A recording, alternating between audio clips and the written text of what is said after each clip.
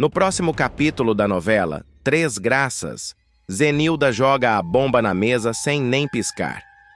Ao revelar a Ferete que Lena e Herculano já estão no Brasil, ela não apenas entrega informação, ela arma um cenário explosivo. Com um sorriso enviesado, sugere que eles marquem um encontro a quatro, como se fosse a coisa mais inocente do mundo. Ferete finge neutralidade, mas o brilho nos olhos o entrega. Ele entende perfeitamente o jogo que Zenilda quer jogar, e talvez esteja até disposto a entrar. Antes de continuar, clique no botão de gostei, se inscreva no canal e comente qual é o seu personagem preferido da novela. Enquanto isso, Paulinho resolve arriscar o coração. Ele puxa Gerluce para um canto, nervoso, as mãos suadas, mas decidido.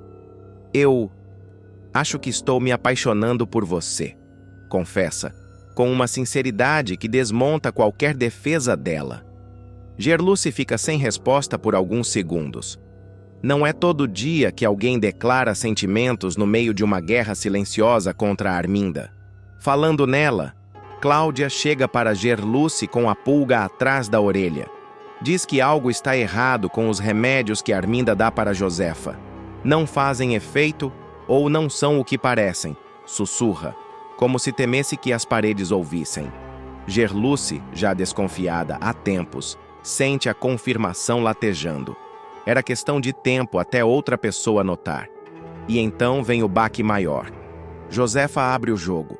Em voz baixa, quase envergonhada, confessa a Gerluce que nunca tomou remédio nenhum. Eu só finjo, jogo tudo fora quando Arminda vira as costas. É um soco no estômago. Não apenas pela revelação, mas porque Josefa parece mais assustada com a própria filha do que com qualquer doença que pudesse ter. Do outro lado da cidade, Joelle recebe um choque que não esperava. Samira, sem qualquer filtro, sugere um plano absurdo e perigosíssimo para que o namorado de Joelle consiga pagar a dívida com Bagdá. Joelle fica pálida, sentindo o chão sumir sob os pés. Você só pode estar louca, diz, incapaz de acreditar no que ouviu. Era para ser uma conversa entre amigas. Virou uma ameaça de ruína. E em todos esses núcleos, um padrão começa a surgir. Ninguém está falando tudo, mas todo mundo está escondendo mais do que deveria. Uma confissão inesperada de Josefa mudará completamente o rumo da história. A idosa, conhecida por sua aparente fragilidade e comportamento submisso diante da filha, Arminda, Josefa mostrará que por trás de sua aparência abatida e voz trêmula, existe uma mente afiada e observadora. Tudo começa quando Cláudia, uma funcionária da Fundação Ferete, comenta com Gerluce o comportamento estranho entre mãe e filha. Ela observa, curiosa, a forma meticulosa como Arminda administra os comprimidos à mãe, sempre com um olhar duro e controlador, como se estivesse vigiando cada movimento da idosa. O modo como Dona Cobra dá os remédios para Dona Josefa é até assustador. Parece que ela tem medo de que a mãe descubra algo, dirá Cláudia intrigada. Gerluce tentará compreender o que há por trás daquela observação. Você acha que Arminda quer fazer mal à própria mãe? Perguntará com o semblante preocupado. Cláudia, no entanto, recua, com medo de envolver-se demais. Não sei, pode ser só impressão minha, mas é estranho. O jeito como ela olha para Dona Josefa, como se tivesse raiva e pena ao mesmo tempo, completará antes de se retirar. Depois que a colega vai embora, Gerluce começará a juntar as peças do quebra-cabeça. Ela se lembrará das denúncias que vêm sendo feitas sobre os remédios falsos distribuídos pela Fundação Ferete e pensará alto. E se Arminda estiver testando esses remédios na própria mãe? Se for isso, é monstruoso. Determinada a tirar a dúvida, Gerluce decide visitar Josefa. Chegando à casa, encontra a idosa sentada na poltrona com um olhar desconfiado. A senhora tem tomado direitinho os remédios que Arminda traz? Pergunta com cuidado, tentando não alarmá-la. Josefa solta uma risadinha sarcástica, ajeita o chale nos ombros e responde. Claro, Minha filha me dá os remédios com tanto amor que parece até que está me envenenando. Fica de olho para ver se eu engulo tudinho. O comentário irônico deixa Gerluce ainda mais intrigada. Mas a senhora tem tomado mesmo? Insiste. É então que a idosa se inclina para a frente, baixando a voz e faz a confissão bombástica. O que Arminda não sabe é que eu não engulo aquelas porcarias. Gerluce arregala os olhos, sem acreditar no que ouviu. Como assim, dona Josefa? A idosa sorri, orgulhosa, e explica o truque que vem aplicando há meses. Eu guardo os comprimidos na boca, finjo que engulo, e quando ela vira as costas, cuspo tudo no lenço, já perdi a conta de quantos escondi. A vantagem de ser velha e meio caduca é que ninguém desconfia. Todo mundo acha que a gente não entende nada, mas eu vejo tudo. A cuidadora, surpresa, percebe que Josefa está muito mais lúcida do que aparenta. A senhora sabe o que está fazendo, não é? Questiona. Claro que sei. Essa filha é uma cobra. Desde que se meteu com o tal de Ferete, só anda com gente ruim. Eu não tomo nada do que ela me dá, porque sei que não presta. Se ela quer que eu morra, vai ter que esperar sentada. Nesse momento, a fala de Josefa deixa claro que ela tem plena consciência das armações que cercam a fundação e, possivelmente, guarda informações valiosas sobre o casal Arminda e Ferete. Você acha que eu não ouço as conversas? Já vi esse homem aqui mais de uma vez falando de remédios e de gente morrendo na chacrinha. Acredita que acham que uma velha surda não escuta? Pois eu escuto tudo, menina. Gerluce, tomada por um misto de medo e admiração, começa a entender que Josefa pode ser a peça-chave para desmascarar as falcatruas da Fundação Ferete. A senhora tem que tomar cuidado, dona Josefa. Arminda é perigosa. Se ela descobrir que sabe demais... Mas a idosa interrompe, firme. Deixa comigo. Eu sei me fazer de doida quando preciso. Fingir fraqueza é a melhor arma que uma mulher velha tem. Eles me subestimam. E é aí que eu ganho. Enquanto isso, do lado de fora, Arminda observa pela fresta da porta, desconfiada do tempo que Gerluce está levando na conversa.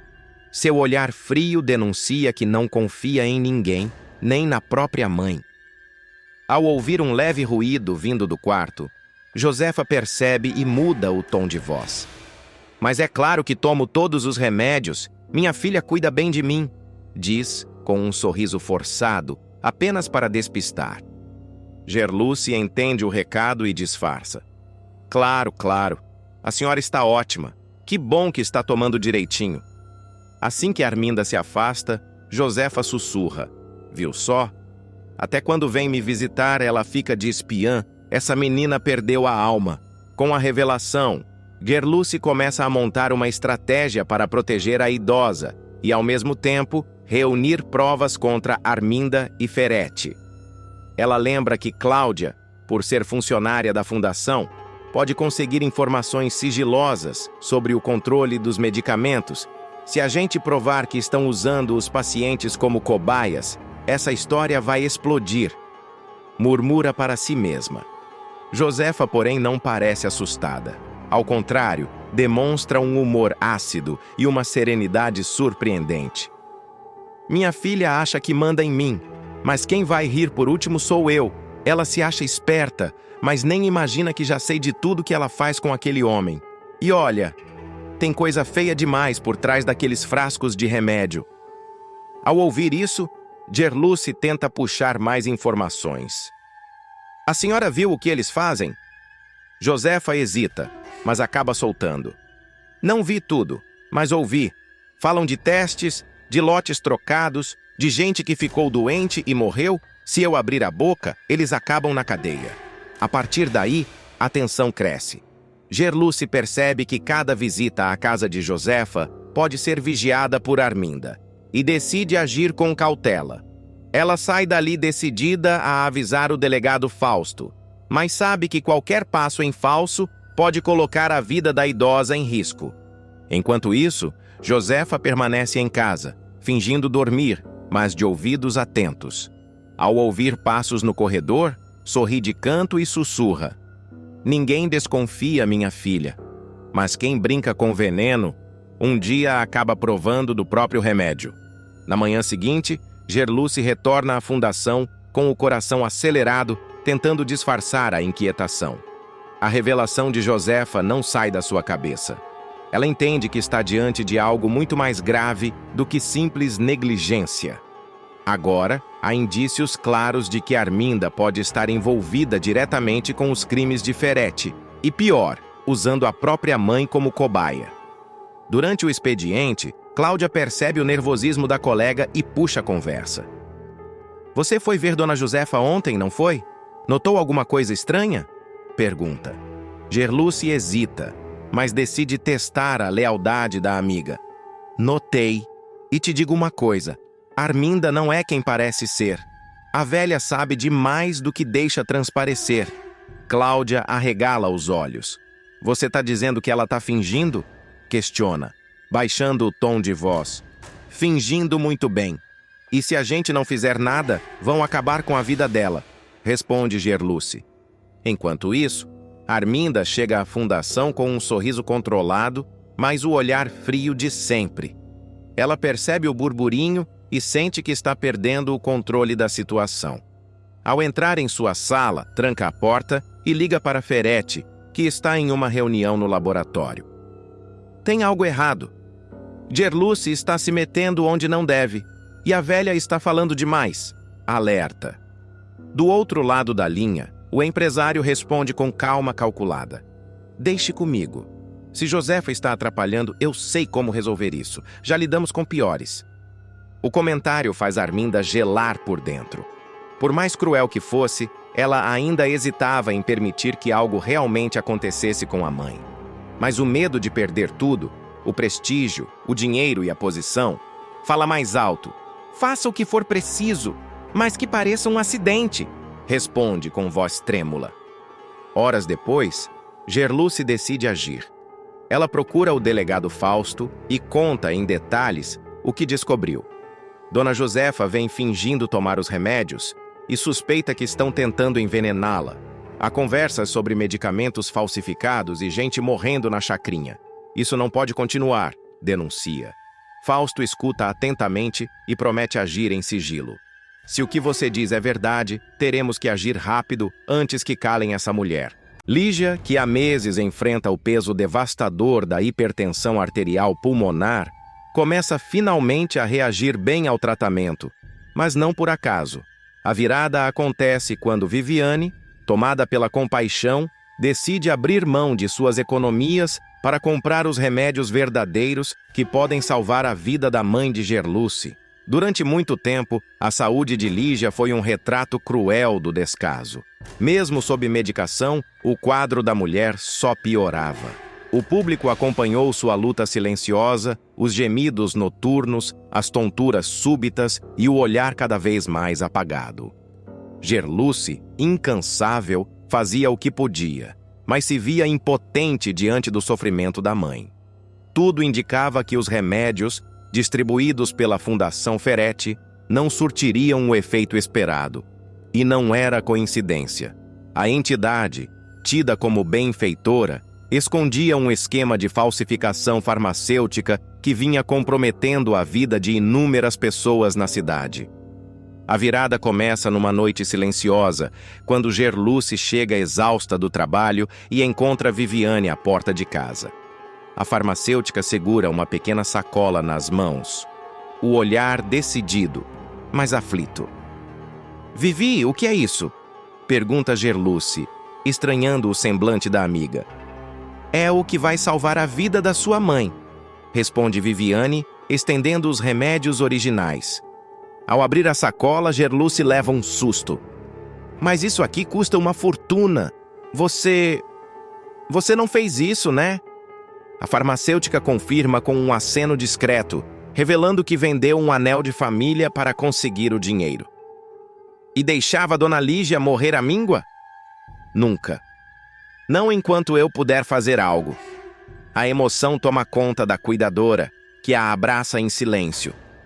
No dia seguinte, com as mãos trêmulas, Gerluce prepara o copo d'água e entrega o comprimido à mãe. Lígia hesita por um instante, mas, ao notar o olhar esperançoso da filha, engole o remédio. Horas depois, algo diferente acontece. Ela sente o peito mais leve, respira sem esforço e até pede para se levantar da cama. "Mãe, vai com calma", alerta Gerluce, surpresa com a disposição repentina. "Eu tô bem, filha. É como se o peso tivesse saído das minhas costas", responde Lígia, entre lágrimas. Dias se passam e a melhora se torna evidente. A tosse, antes constante, desaparece quase por completo. O rosto pálido ganha cor e a mulher volta a sorrir. "Como está se sentindo hoje, mãe?", pergunta Gerluce esperançosa. "Tem hora que eu até esqueço dela", brinca Lígia, referindo-se à tosse que tanto a atormentava. Apesar da alegria, Gerluce começa a ser atormentada por outro tipo de preocupação: o custo. Ela sabe que Viviane não poderá sustentar a compra dos medicamentos por muito tempo. "Já deve ser efeito dos remédios que a Viviane conseguiu", comenta com a mãe. "Mas são caros demais e logo vão acabar. O que a gente vai fazer depois, hein?" Lígia, ainda frágil, tenta tranquilizá-la. "Deus proverá, minha filha. Se Ele quis me dar essa chance, vai nos ajudar a continuar." Mas a cuidadora não se conforma. Ela decide procurar emprego extra, aceitando fazer plantões noturnos, e chega a considerar vender alguns móveis da casa para garantir o tratamento.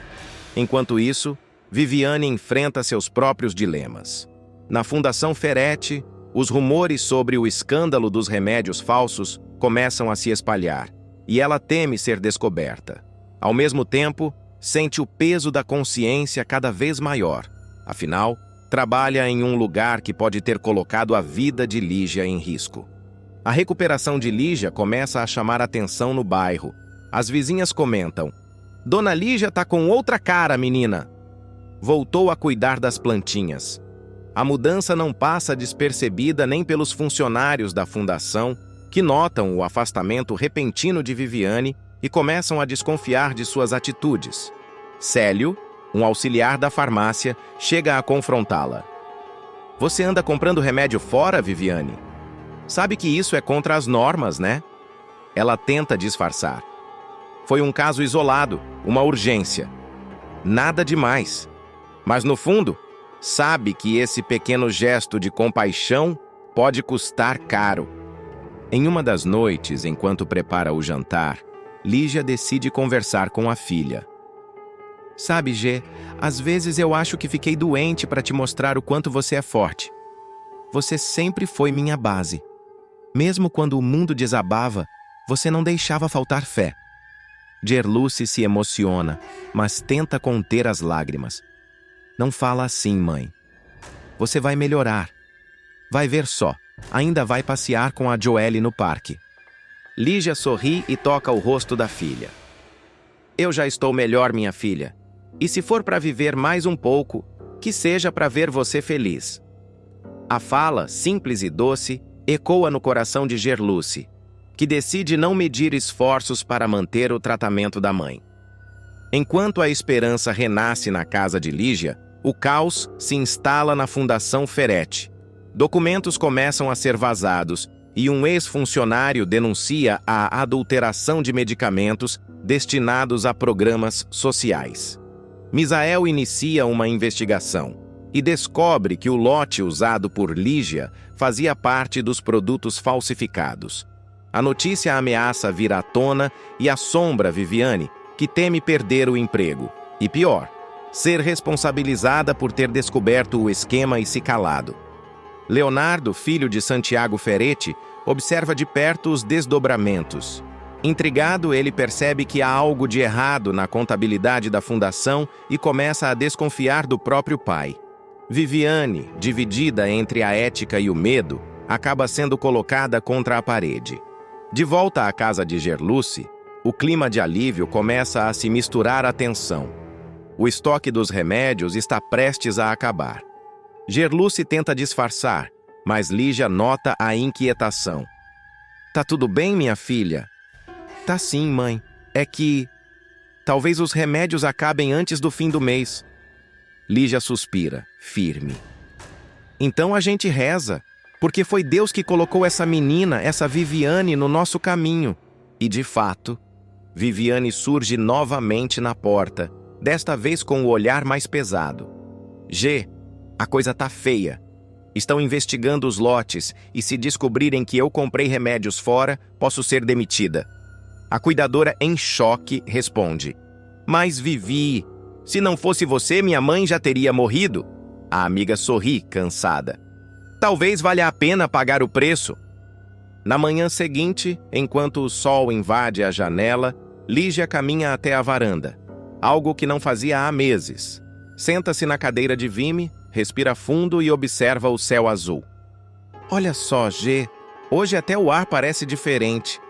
A filha se aproxima emocionada. É você que tá diferente, mãe. Tá viva de novo. A cena encerra o capítulo com uma sensação agridoce. A cura começa a despontar, mas o perigo se aproxima. O público percebe que a luta está longe de terminar. As peças estão se movendo. Viviane pode ser descoberta, Gerluce está prestes a fazer uma denúncia anônima e Ferete começa a sentir o cerco apertar. Mas o sossego de Gerluce ainda não dura muito. Mesmo vendo a mãe mais corada e animada, o medo de perder o acesso à medicação verdadeira se torna um fantasma constante. Ela passa noites em claro, calculando quanto tempo os comprimidos restantes ainda podem durar, e cada frasco vazio é um lembrete cruel de que a esperança tem preço. Viviane, por sua vez, começa a sentir o cerco se fechar na fundação.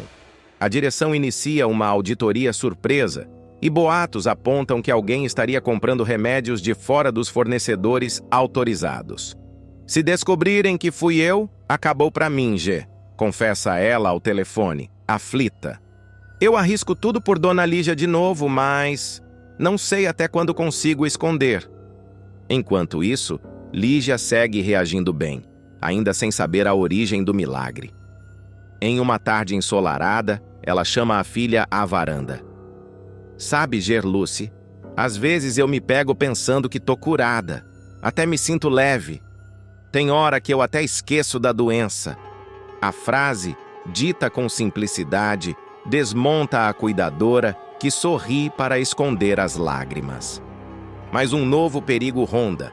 Misael publica uma matéria denunciando a distribuição de remédios falsos pela Fundação Ferete, e o nome de Viviane aparece indiretamente citado. Gerluce, ao ler a reportagem, sente um arrepio. Se isso vier à tona, Vivi pode ser presa, e a mamãe volta a adoecer. Entre a gratidão e o pavor, Gerluce toma uma decisão que pode mudar tudo. Sem avisar ninguém, ela vai até a delegacia e presta um depoimento anônimo, relatando o uso dos remédios adulterados, sem citar nomes, mas deixando pistas que ligam a falsificação à fundação. Joelle vende filho para salvar Raul, das mãos de Bagdá. Uma das reviravoltas mais chocantes da novela vai abalar completamente a vida de Joelle.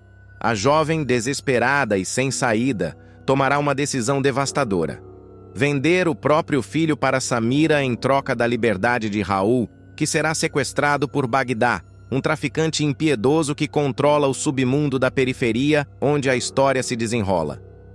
Tudo começa quando Raul, que vive uma rotina de festas, dívidas e promessas vazias, se vê encurralado por conta de um débito antigo de R$60 mil. O rapaz, que já havia prometido deixar as drogas, volta a se envolver com o crime ao tentar fazer um dinheiro fácil. Bagdá descobre a farsa e manda 2 capangas sequestrarem o jovem em plena madrugada. O barulho dos pneus no asfalto e os gritos abafados ecoam pelo bairro, e a notícia do sequestro logo chega aos ouvidos de Joelle, que entra em desespero. Enquanto a moça tenta entender o que está acontecendo, Samira, sempre com um olhar calculista, surge como uma salvadora disfarçada. Nos capítulos anteriores, ela havia se aproximado da adolescente de forma quase maternal, oferecendo conselhos, proteção e até defendendo-a de bullying.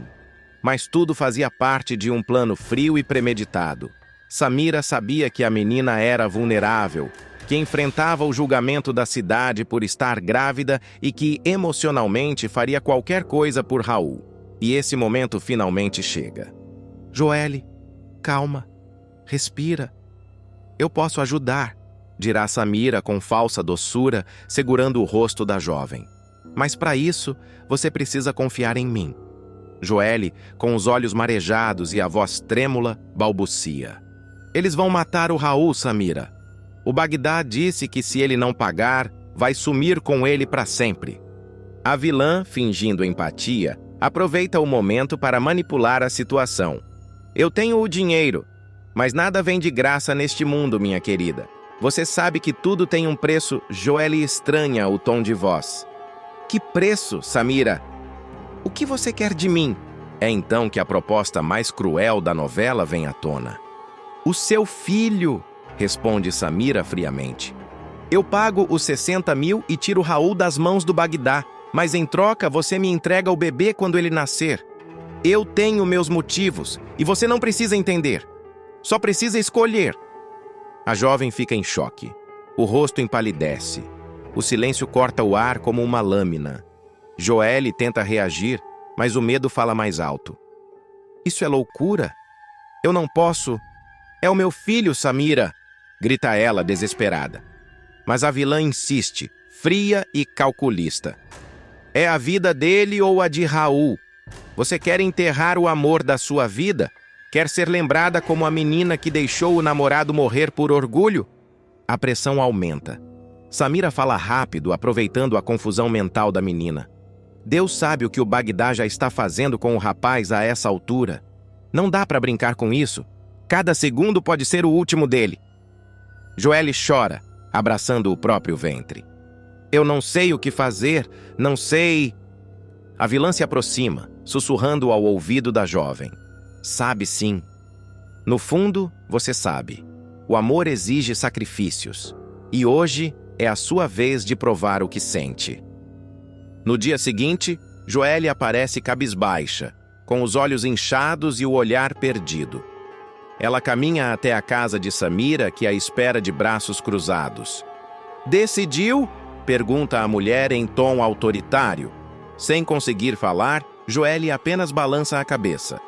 Leve-me até o Bagdá, pede ela.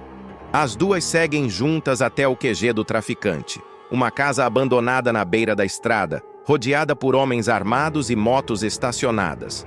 Samira segura firme a bolsa e, antes de descer do carro, mostra discretamente um revólver à garota. Não para se proteger, mas para intimidar. E quanto aos 60 mil? Pergunta Joelle. Está tudo aqui comigo, responde Samira, abrindo a bolsa repleta de maços de dinheiro. A cena é tensa. Bagdá surge, acompanhado de 2 comparsas. O olhar dele é de puro desprezo. Quem é essa madame aí? Vai pagar pelo drogado? Samira não se intimida. Estou aqui para resolver isso. Tenho o dinheiro. Solte o rapaz. Bagdá sorri com deboche. Mulher corajosa, mas o Raul não sai antes de eu contar as notas. Samira atira o dinheiro sobre a mesa. Conte então, mas seja rápido. Eu não tenho tempo para jogos. Enquanto o traficante verifica as cédulas, Joelle escuta um grito abafado vindo de um dos quartos. Raul! Ela corre, mas é contida por um dos homens. Quietinha aí, mocinha, diz ele, segurando seu braço com força. Samira intervém, exigindo que o namorado da garota seja libertado imediatamente. Após alguns minutos de tensão, Raul aparece, machucado, com o rosto ensanguentado e as roupas rasgadas. Ele cambaleia até Joelle, que o abraça com força, chorando. Meu amor, eu achei que nunca mais ia te ver. Ele, confuso e aliviado, agradece. Você me salvou, Samira. Eu nunca vou esquecer o que fez por mim. Mas Joelle, por dentro, sente um peso enorme. Ela sabe que o preço cobrado foi alto demais. Enquanto Raul comemora a liberdade, a jovem toca a barriga e sente o coração despedaçar. Samira, ao fundo, observa a cena com um meio sorriso, a vitória estampada no rosto. O público verá os desdobramentos dessa decisão impensável. Joelle começará a ter pesadelos com o bebê sonhando que uma mulher mascarada arranca a criança de seus braços. Em cada sonho, a figura se aproxima mais, até que ela acorda suando e em prantos. Eu fiz uma loucura.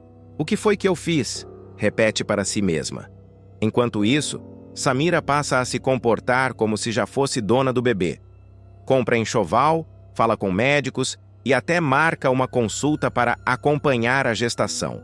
Tudo em segredo, é claro. Mas Gerluce, sempre desconfiada, percebe algo estranho. Essa mulher anda muito próxima da minha filha. E desde quando Samira se interessa por gravidez alheia? Questiona a matriarca. Raul, ainda se recuperando do trauma, parece alheio a tudo.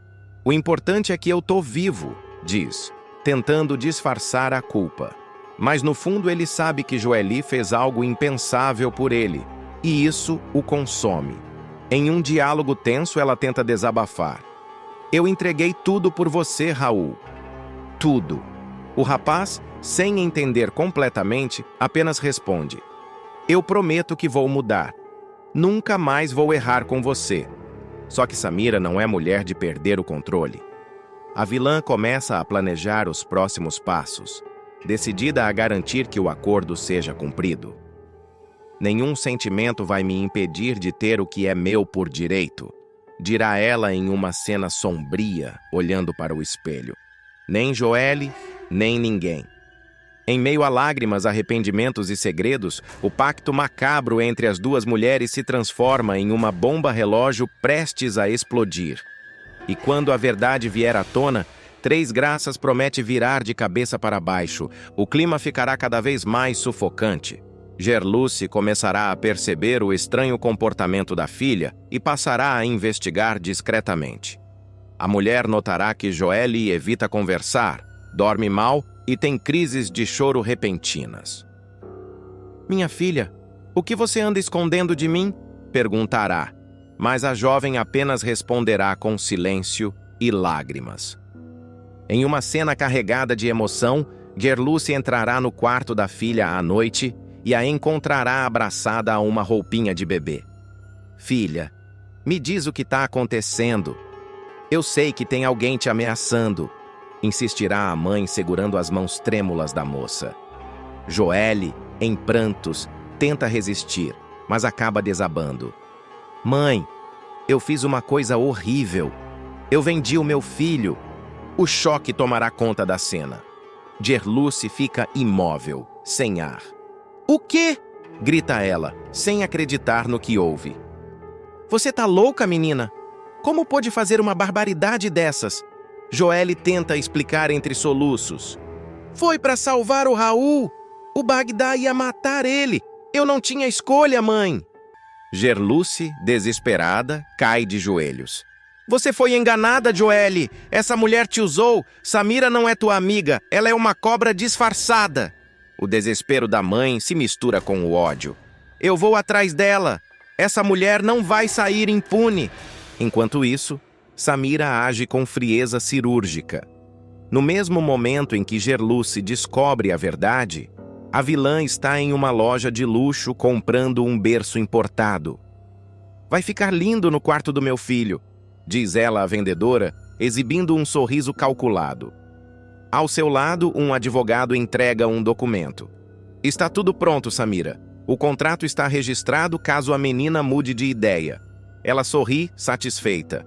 Não vai mudar. Eu a quebrei por dentro. Ferete já não disfarça a mão pesada por trás do sorriso de quem manda. A convicção com que decidiu que Josefa precisa desaparecer nasceu de uma soma de medo e cálculo. Medo do que a velha poderia revelar.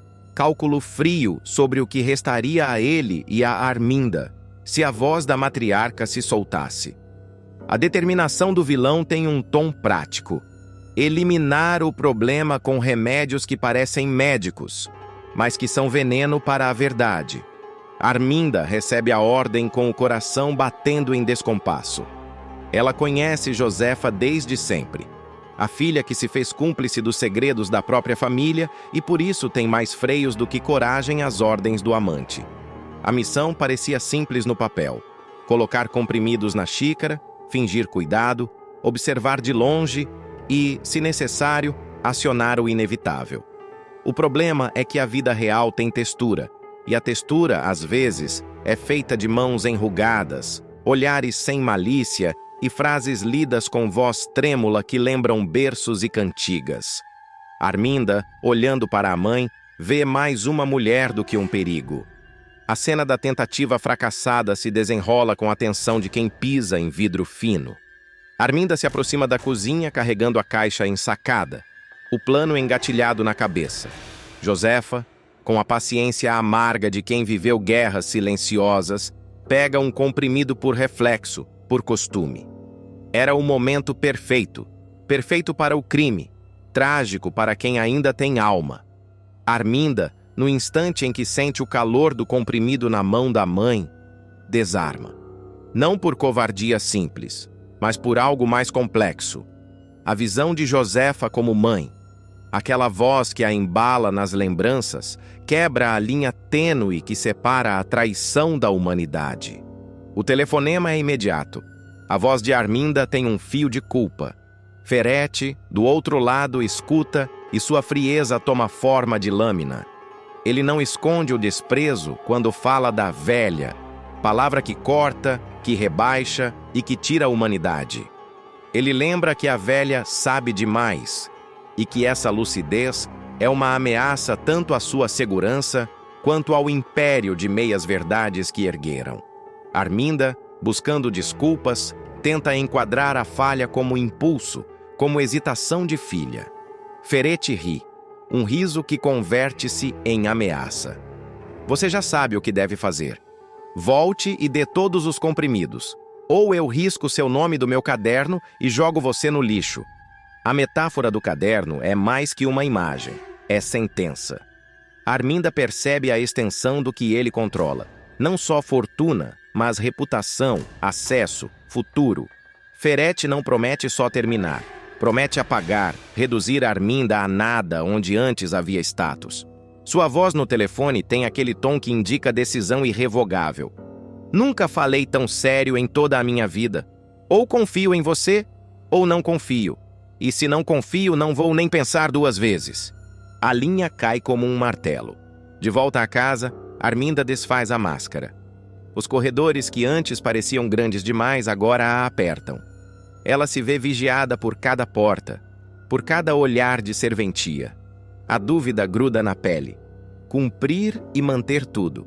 Riqueza, nome, a posição construída ao lado de Ferete. Ou negar e enfrentar a fúria de um homem que já mostrou que prefere queimar antes de admitir fraquezas.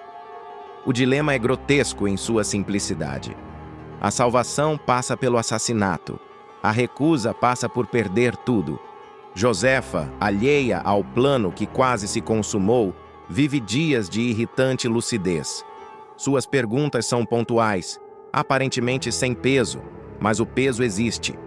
Ela comenta nomes, lembra episódios, tece frases que, numa escuta atenta, contém segredos como veias de ouro. É essa habilidade de falar sem perceber que torna a idosa perigosa. Ferete observa tudo de longe e decide atuar. Não por raiva, não por paixão, por lógica de quem tem imperativos a proteger. Sua decisão o transforma. Diamante ardente, a estrategista calculista, capaz de mandar acabar com uma vida para manter a própria. Arminda, ao ouvir a exigência de Ferete, entra numa espécie de transe. Ela tenta negociar com a própria consciência. Promete a si mesma que fará de forma limpa, rápida, sem lágrimas, sem ruído. Se o mundo pede maldade, ela pensa, ao menos que seja discreta. Mas a réplica do instinto materno anula planos.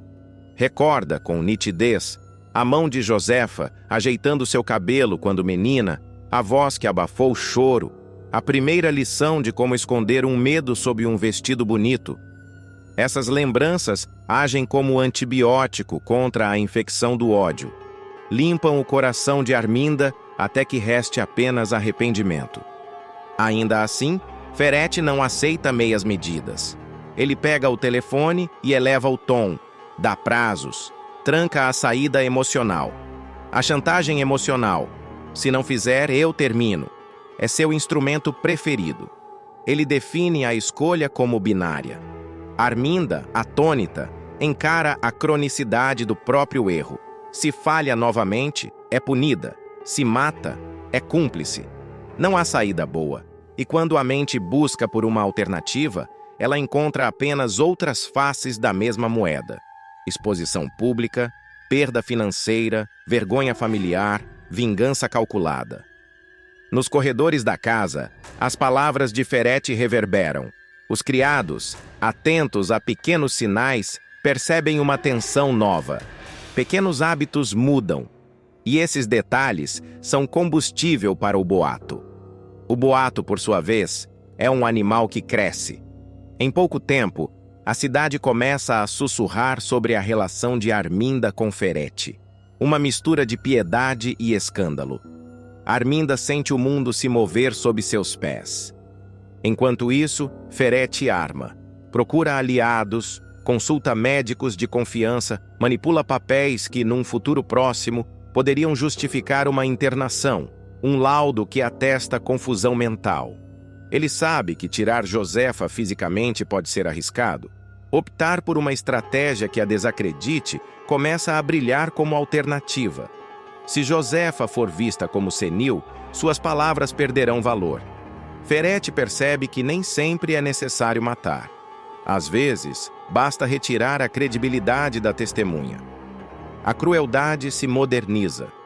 Não precisa de veneno se houver peritos e documentos. Arminda, no entanto, recusa-se a abandonar a velha. Ela começa, com cuidado, a proteger Josefa. Troca comprimidos por chá disfarçado, manipula horários de visitas, cria pequenas alibis para mantê-la junto. É um teatro de cuidados e mentiras. A cada gesto, Arminda sente a lupa de Ferretti sobre si. Ele pressiona, envia mensagens veladas, visita inesperada para checar se tudo foi feito. A intimidade entre eles se desfaz. A amante que seduzia com olhares e promessas agora é uma peça sob pressão. E cada peça sob pressão estilhaça de uma maneira diferente.